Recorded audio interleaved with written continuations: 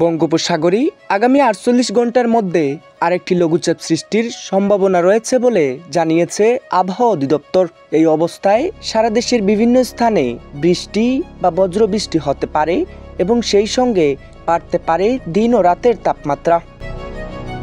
মঙ্গলবার আবহাওয়াবিদ ডক্টর মোহাম্মদ ওমর ফারুকের সই করা সকাল ৯টা থেকে পরবর্তী ১২০ ঘন্টার পূর্বাভাসে এ তথ্য জানানো হয়।